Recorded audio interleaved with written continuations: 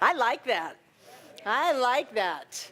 I like that whole concept that you may be talking, but I'm not listening if it's not lifting me up. So I'm talking, you are listening because it's lifting you up. Listen to me.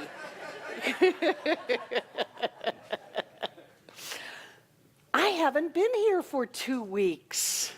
Wow. And I got this great phone call last Sunday as I'm driving down I-95, and it was you guys. It was great. It was so much fun. So much fun. Thank you. I had an opportunity to go down to Marathon Key and hang out with my son and his family. They rented a house on the canal with a pool and lots of bedrooms and all of that stuff. And they dragged their boat down there. So we had a boat and a pool and all of that. And it was a lot of fun. It was just a lot of fun. One of the things that happened was I have 2 grandchildren. One is 14, one is 10. And my son is an avid fisherman, hence dragging a boat from North Carolina to the Keys and back. And his youngest son, not so much, because going out on the boat means that he has to get the dreaded sunscreen. And the sunscreen application to him is not worth being on the boat all day. So he decided that he didn't want to go out on the big fishing trips under the 7-mile bridge and out to the reef and all of that, which was fine with me because I didn't really want to go out on all-day fishing trips with 5 people on a 17-foot boat.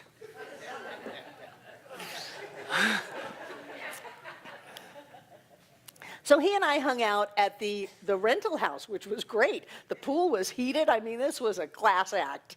He and I stayed at home a lot. And I got an opportunity to really reconnect with him. I hadn't been with him for a long, long time, and extended periods of time since we were at the Keys a few years ago, and then since we were in Costa Rica together 4 or 5 years ago.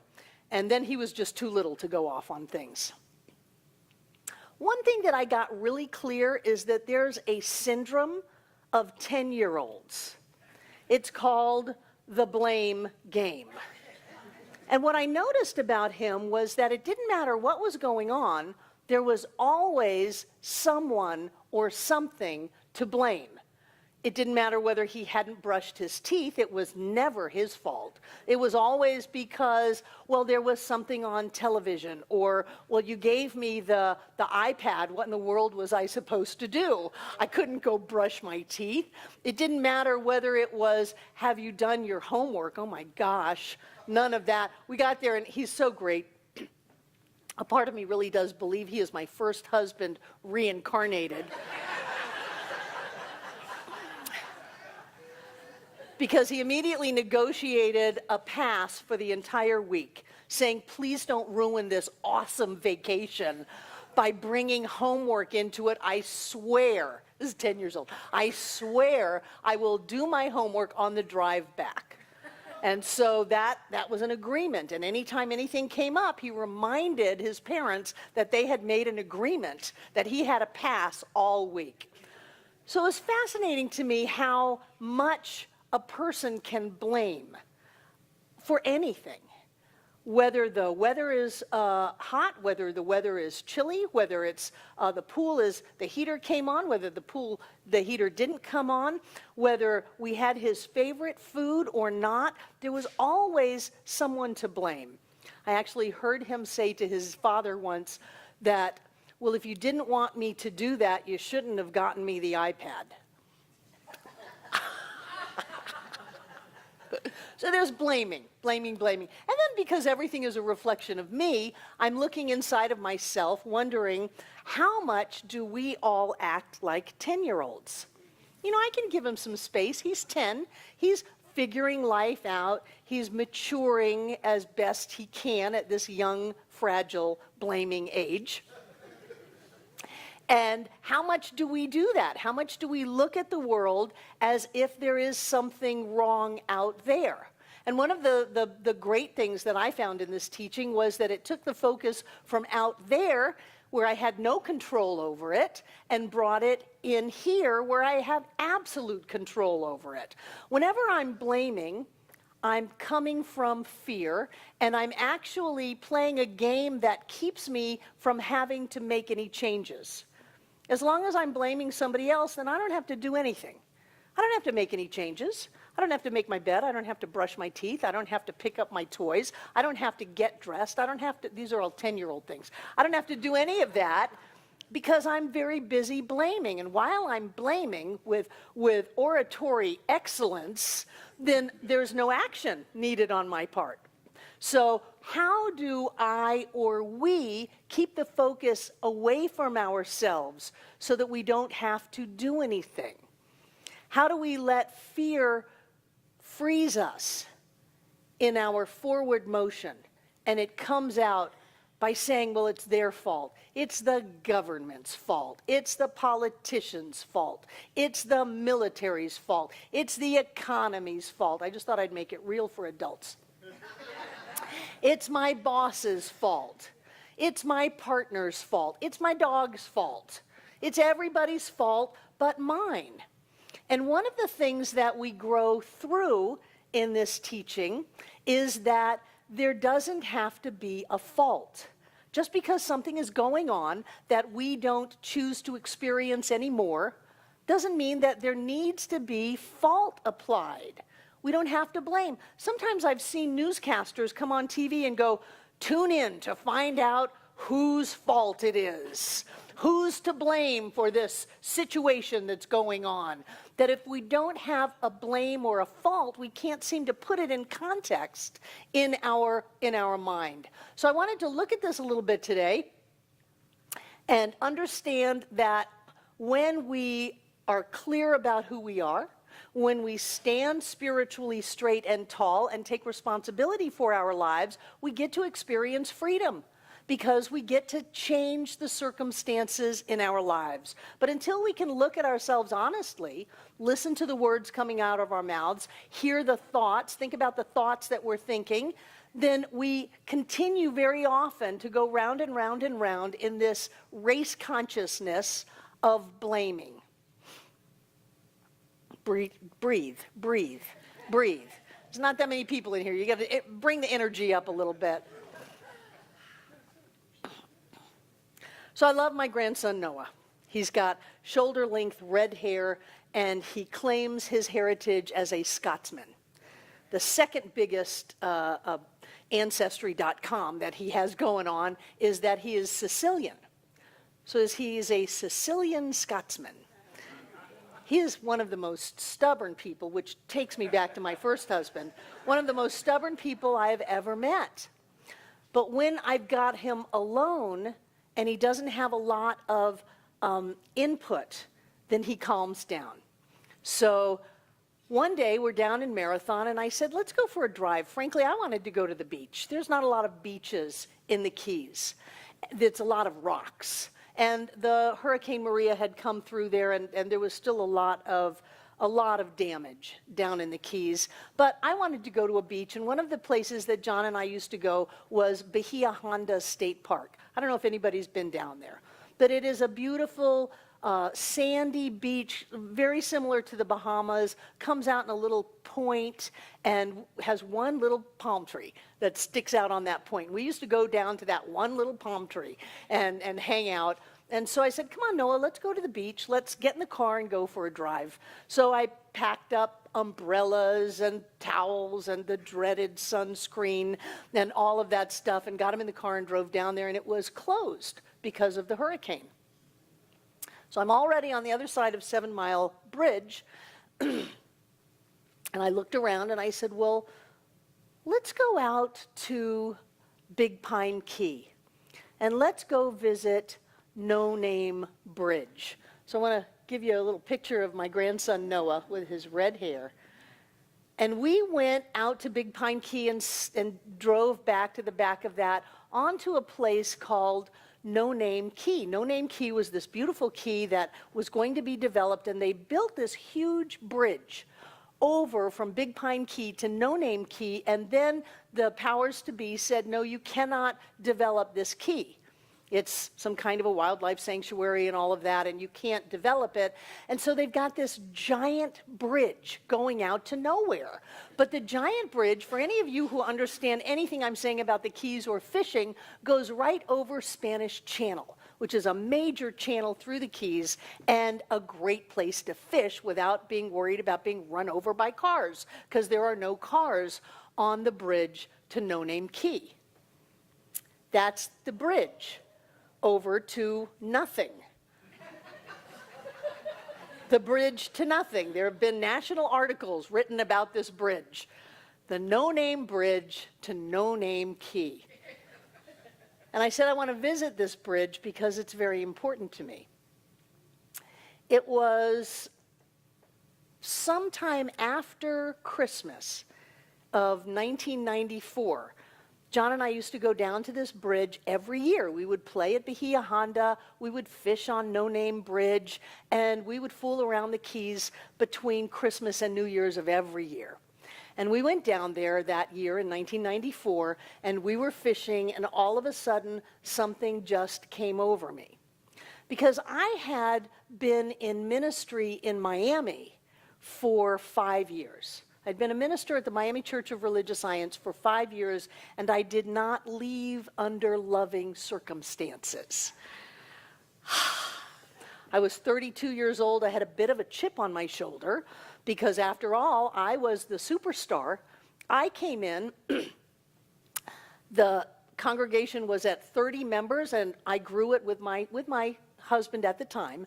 I grew it to 300 people. We had 50 kids in the Sunday school, and we put a new roof on it, put new air conditioners on it, got rid of the school that had rented the Sunday school space and had to dig out the concrete floor with jackhammers because of the smell in the bathrooms. So we cleaned the place up.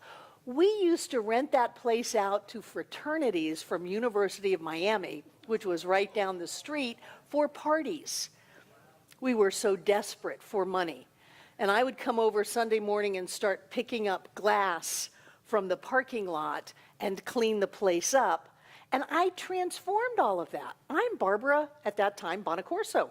I transformed all of that. We had the place hopping. We went from singing old Christian hymns with metaphysical words, onward, souls eternal, to a rock and roll band. The place was packed. We had a radio show. You know, we were cooking, and I was hot stuff.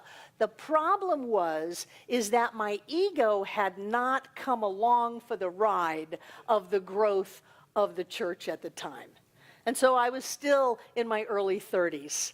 And what I learned from that experience of being ousted on my rear was that anytime you draw a line in the sand, you have already lost. You've already lost. Once you draw the line, you lose, because we go from a creative universe to a competitive universe. And whenever you're in a competitive universe, then you've lost, because there are winners and losers, and whenever there is a loser in my consciousness, I experience that. If I only have winners in my consciousness, like Wallace Wattles says in The Science of Getting Rich, if I learn how to get rich, to grow, to be successful, and bring everybody else up around me, then everybody wins, and I've moved into the creativity of all that is. If I think that I've got to get it while the getting's good and get it before somebody else does, then I've moved into the competitive universe and I've already lost. So that was such a great lesson for me. And being in my early 30s, it came with wailing and gnashing of teeth. It came with attorneys and all of that. So after I left the Miami church, I swore I would never do that again. Never, ever, ever. People have to be nuts to be ministers. They have to be nuts, because there is a time when things can turn against us, was my thought. And what I learned was the only thing that happens to me in my life is me. And if I am clear about who I am, and if I love with all my heart, and if I am willing to look inside of myself and see what kind of a game I am playing, the blame game, the shame game, then I'm going to be able to let all of that neurotic stuff go and grow into the magnificent spiritual being that I was always meant to be. It's always all about me. There is no one to blame. It's like Jimmy Buffett. I had the Margarita channel on Sirius XM radio all while I was at the Keys, and there's the she's to blame. Oh, maybe I was to blame. Well, there's no one to blame. And that's the progression that we go in, preferably without being wasted away in Margaritaville, but that's the progression, that we go from blaming somebody else, and then we blame ourselves, which is equally neurotic and dysfunctional, because all we're doing is growing, all we're doing is trying something out. If we go to a buffet and we try out a dish and we don't like it, are we wrong? No, just don't eat it. So if we try something in our lives, to say to ourselves that we're wrong doesn't help. Nobody's to blame. As the Buddha said, it simply is. Whatever is. And take from it, learn from it, grow from it, and live your life the way you want to live it. That's what I learned. And so I'm standing on that bridge in 1994, and something came over me. It was total surrender. I had tried gardening. The last garden I had out in Fairview was an acre. Do you know how much food an acre comes up with? You know how much time it takes to garden an acre? I tried going to UNCA, and I was a straight A student and all of that, and I was running as fast as I could from who I was. And so we're down in the Keys in 1994, and I just looked at John. No previous conversation. All I said was, okay, I'll do it. He knew exactly what I was talking about because he kept asking. For years, he kept asking, are you going to do it? Will you do it? Will you go back into ministry? Will you be who you have come here to be? Will you do what is your genius? Will you be the woman that I fell in love with, that I know you to be? Will you? And I looked at him and said, okay, I'll do it. And we came back home and sent out some flyers and had 30 people in our living room to birth what was then called Center for Creative Living. Devon was there, first Sunday. Yeah. And since then, it's been a wonderful, wonderful ride. It was poignant for me to stand on that bridge because I had not been on that bridge since I said, okay, I'll do it. John has not been back since 1994. I've been busy. You've been busy. Because when you decide to do it, life supports you in giving you things to do. I had to stop blaming the people at the Miami Church of Religious Science. I had to stop feeling like I had been done wrong. I had to stop thinking that somehow I was a victim in any way, shape, or form. And I trust that my grandson Noah will learn that he is totally at choice in his life, and that blaming simply delays the inevitable, which is us taking responsibility for living the life of our dreams. I love this teaching because it's in each and every one of us. The power to have the life of our dreams, to be who we have come here to be, is inside of us. We can drag our feet, we can play the blame game, we can turn against ourselves and try to hold ourselves back, but eventually the light that is us will find a crack and it will shine. Eventually we will have to surrender to being the magnificent spiritual being that we are. I can see the light. I can see it in each and every one of you. I can see being a part of a world that is transformed because we showed up. We decided to be our self with a capital S. So thank you, Little Bridge to No Name Key. And most of all, thank you, John, for never getting off my back, for never letting me pretend that I was less than who I have come here to be. The blame game is a low-level game. It will not get you where you want to go. It doesn't matter what anyone seems to have done to you. You put yourself in there. It doesn't matter what you think you have done. You have never made a mistake, because God is all that there is, because you are the infinite presence of spirit as you. You are magnificent and you are divine. All of the power that is at the point of you. And I am very grateful that I took that step and have had these years. Thank you, and so it is.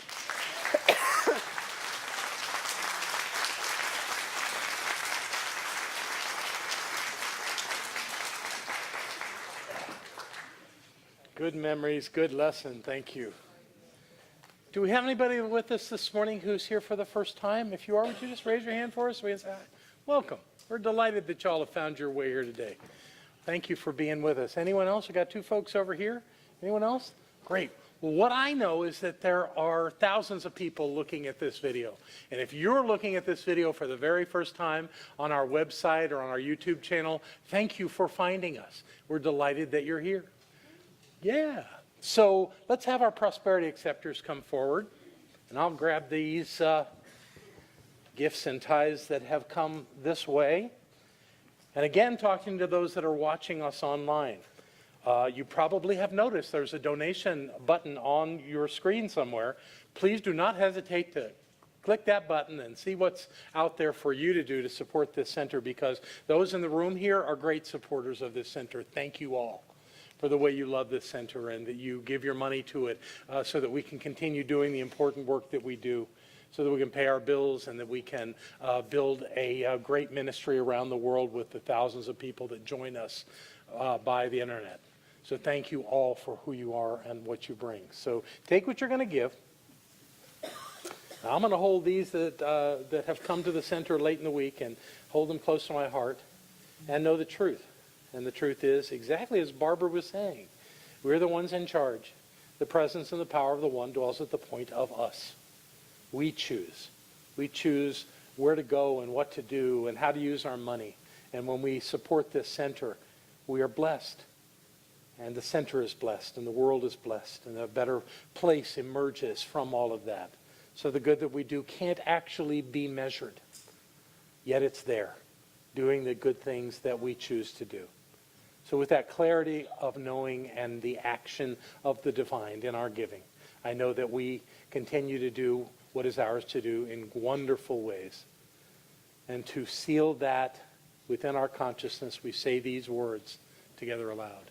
I freely and joyously give from the abundance and fullness of my overflowing wealth, knowing my gift goes with love as it touches and blesses the world.